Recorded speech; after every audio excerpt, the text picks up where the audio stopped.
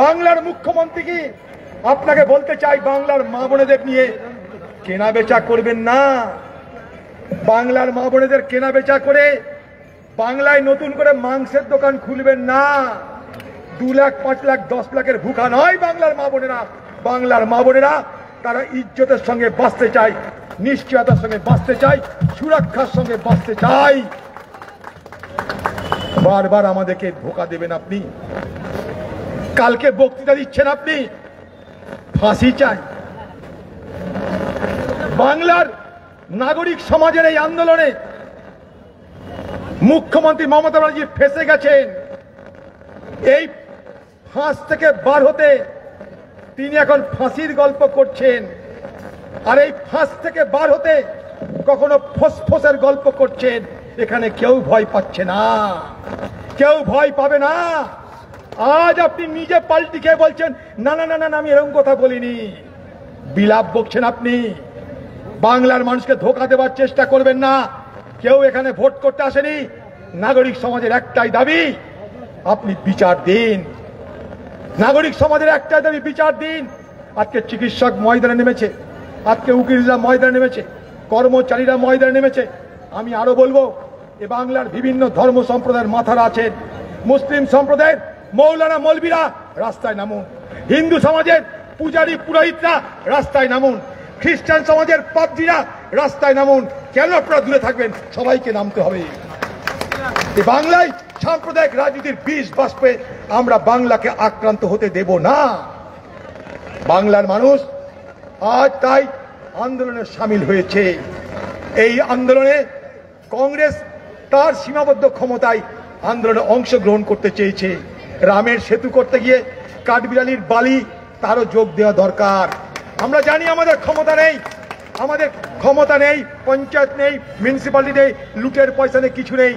আজকে যারা আমাদের সঙ্গে পথে হেঁটেছেন প্রত্যেকে নিজের তাগিদ এসেছেন, নিজের গরজে এসেছেন, বিশ্বাস করতে পারেন।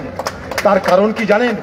তাদের পরিবারেও একটা মা আছে, তাদের পরিবারেও আনন্দের বোন আছে, তাদের পরিবারের কেউ বউ আছে। সকলের নিরাপত্তা আজ বিঘ্নিত বাংলায়। যখন এখানে আন্দোলন হচ্ছিল, সেই আন্দোলনের সামিল হতে খবরের কাগজে বেরিয়েছিল, আমি দেখেছি। ভূপাল থেকে এসছে যতীন বলে একটা ছেলে, বয়স তার 31। সেই আন্দোলনের সামিল হতে খড়দা থেকে এসছে মনিরুল ইসলাম, সঙ্গে তার মেয়েকে। সাংবাদিকরা জিজ্ঞেস করছে, কেন আপনি এসছেন ভূপাল থেকে? মনিরুল ভাই, কেন আপনি এসছেন খড়দা থেকে? বলছে, ঘরের বাচ্চাটাকে যাতে রক্ষা করতে পারি তার জন্য। কেন আজ আমাদের এই অবস্থা হবে যে আমাদেরকে আজ ঘরের বাচ্চাদেরকে, ঘরের মা বোনদেরকে রক্ষা করতে পারবো না? তার জন্য দুঃস্বপ্নের রাত্রি কেন আমাদের পার করতে হবে? কি অপরাধ আমাদের? বাংলার নারী সমাজের অপরাধটা কি? আপনি তো মামাটি মানুষের নেত্রী হয়েছিলেন। এই মামাটি মানুষের নেত্রী কেন আপনি পাশ কাটিয়ে পালাতে চাইছেন? আপনি বলছেন আমাকে ক্ষমতা দিলে 7 দিনের মধ্যে আসামি বার করে ফাঁসি দিয়ে দিতাম। এখন আপনি বলছেন সিবিআই দায়িত্ব নিয়ে নিচ্ছে, তাই সিবিআই কে ফাঁসি দিতে হবে। আপনাকে কেউ দিব্যি দেয়নি যে সিবিআই দায়িত্ব নিয়েছে বলে আপনার তদন্ত করার অধিকার নাই। এ কথা কেউ বলেনি। বাংলার মানুষ আপনাকে বলেনি যে সিবিআই তদন্ত করছে বলে আপনার পুলিশ তদন্ত করে আসামি বার করার দরকার নেই। আর এ কথা বাংলার মানুষ বলেনি, এ কথা নির্যাতিতার পরিবারের কেউ বলেনি।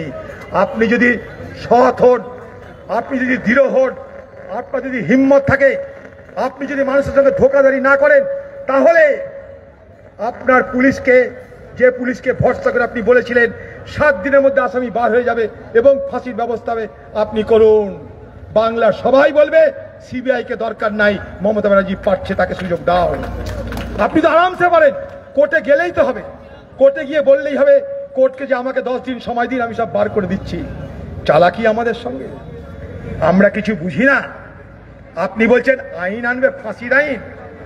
এতদিন পর কুম্ভকর্ণের ঘুম ভাঙলো। এ বাংলায় কি প্রথমেই ঘটনা ঘটলো আরজিকর? এর আগে কামদুনি হয়নি, মধ্যমগ্রাম হয়নি, 24 পরগনা হয়নি, নদিয়া হয়নি, মুর্শিদাবাদ হয়নি, উত্তরবঙ্গ হয়নি, মেদিনীপুর হয়নি, পুরুলিয়া হয়নি। তখন ঘুমাচ্ছিলেন, কারণ তখন আপনি ম্যানেজ করে নিয়েছিলেন, তাই তখন আপনি কিছু করেননি। আজ যখন ম্যানেজ করতে পারছেন না, আন্দোলন হাতের বাইরে চলে যাচ্ছে, যে আন্দোলনের উপরে কোনো রাজনৈতিক দলের কোনো রকম নিয়ন্ত্রণ নেই। আমি কংগ্রেসের পক্ষ থেকে বলছি, এই আন্দোলনের উপরে আমাদের কোনো রকম নিয়ন্ত্রণ নেই, আমরা চাইও না নিয়ন্ত্রণ আসুক। আজ আপনার মনে হয়েছে ফাঁসির জন্য আইন করতে হবে? হ্যাঁ, আমাদেরকে গরু গাধা পেলেন? হ্যাঁ, ভারতবর্ষে যে আইন ব্যবস্থা আছে তাতে কি ফাঁসি দেওয়া যায় না?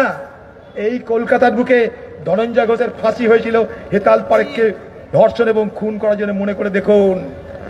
এই ভারতবর্ষে নির্ভয়া কাণ্ড ঘটেছিল, সেই নির্ভয়া কাণ্ডে তদন্ত করতে করতে আসামি ধরে প্রমাণপত্র পেশ করে 4 জন অপরাধীর ফাঁসি হয়েছিল। আইন নেই দেশে?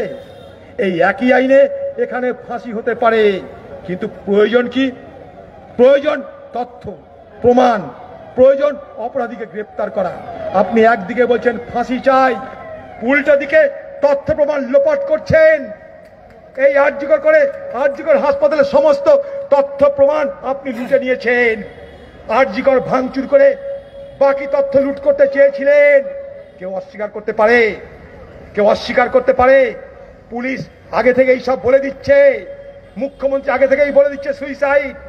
যেমন এর আগে বলেছিল কোথাও ভালোবাসা থেকে খুন হয়েছে, কোথাও গর্ভবতী হয়ে গেছিল মেয়েটা, তাই আত্মহত্যা করেছে, এটাও চালানোর চেষ্টা করেছিল। কিন্তু এখন ফান্দে পড়িয়া বগা কান্দে।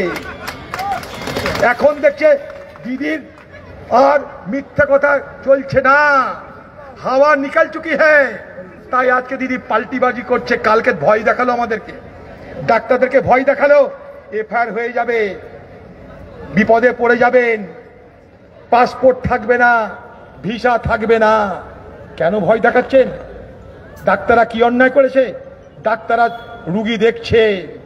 আপনি চাইছেন বাংলার সাধারণ মানুষ যারা হাসপাতালে আসে চিকিৎসা করাতে, সেই সাধারণ মানুষের সঙ্গে এই আন্দোলনরত যারা ডাক্তার, সেই আন্দোলনরত ডাক্তারদের সংঘর্ষ বাঁধাতে চাইছেন।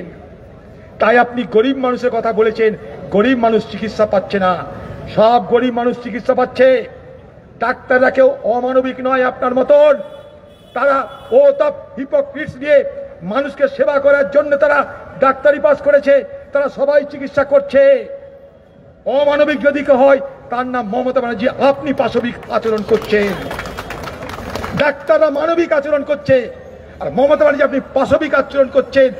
আপনার একবার মনে হয়নি ডাক্তাররা তো আমার ঘরেরই ছেলে মেয়ের মতন, তারা বাচ্চা বাচ্চা ছেলে মেয়ে, একবার সে দেখা করতে পারেননি?